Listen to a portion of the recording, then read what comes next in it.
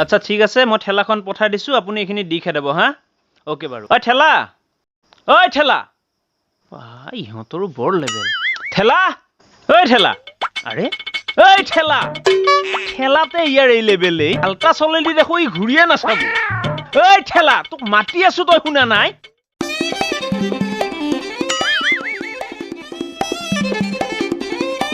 ঐ ঠেলা এই বাবুই মাতি আছে তই শুনা নাই